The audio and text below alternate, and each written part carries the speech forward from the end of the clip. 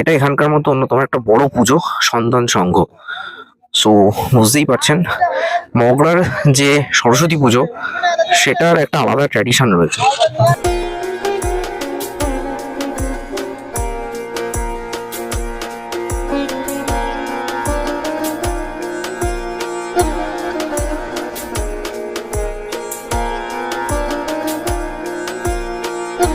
এটা নেতাজি সংঘ।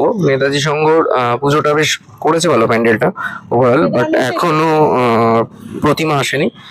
এখানে কেদারনাথ, মল্লিকার্জুন এগুলো দেখিয়েছে, ভেতরটা শিবলিঙ্গ করেছে। সো আমি চলে এসেছি এখন মগরাতে। মগরা আজ থেকে মোটামুটি ম্যাক্সিমাম সরস্বতী পুজোগুলো ওপেনিং হচ্ছে। সো দেখা যাক কতটা কি কভার করা যায়। প্রথম পুজোটায় এলাম যেটা, সেটা হচ্ছে নেতাজি সংঘ। এটা থিমটা বেশ সুন্দর, মানুষের মুখ যে গিরগিটির সাথে রং চেঞ্জ হয় সেটাকে উপরে দেখানো হয়েছে, তাই গিরগিটিটাকে রাখা হয়েছে। মানুষ যে রূপ চেঞ্জ করছে বারবার। রাস্তার ডান দিকে, অর্থাৎ স্টেশনের ডান দিকে যেটা, সেখানেই শুনলাম ম্যাক্সিমাম পুজোগুলো হয়েছে। তো সিরিয়াসলি দেখতে পাচ্ছি যে প্রচুর পরপর ঠাকুর রয়েছে, আর সেরকমই লাইটিংস, লাইক চন্দননগরের লাইটিং গুলো এখানে ইউজ হয়েছে যা দেখতে পাচ্ছি।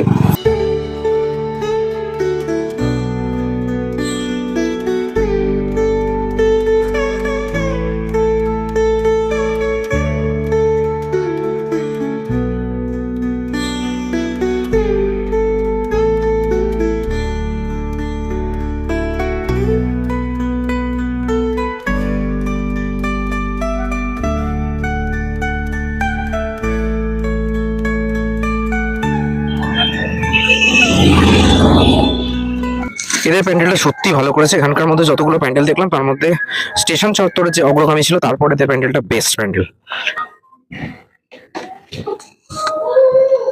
পুজোটা হচ্ছে বান্ধব সংঘ। বান্ধব সংঘের প্যান্ডেলটা দারুণ ছিল। সে সময় এদের একটা উদ্বোধনী অনুষ্ঠান চলছিল, এবং বাইরে থেকে যেভাবে প্যান্ডেলটা লাইটিং এফেক্টস করা হয়েছে সেটাই দারুণ ছিল। বলা চলে যে ভেতরে ঠাকুরের অবস্থান এবং তার স্পটলাইট এফেক্টস গুলো এত সুন্দর লাগছিল, মানে আপনি মাঝে মধ্যে মনোমুগ্ধ হয়ে যাবেন যে এত সুন্দরভাবে ফুটিয়ে তুলেছে পুরো বিষয়টা, জাস্ট কিছু বলার নেই। বিবেকানন্দ সংঘ। বিবেকানন্দ সংঘর প্যান্ডেলটা দেখতেই পাচ্ছেন পুরোটা বেতের ওপর করা রয়েছে। ম্যাক্সিমাম প্যান্ডেলগুলোতেই স্পঞ্জ কেটে করেছে।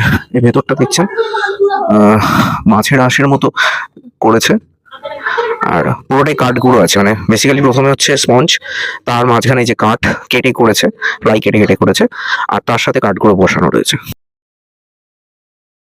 তো এখন এসছি আমি বাগাটি বন্ধু মহল।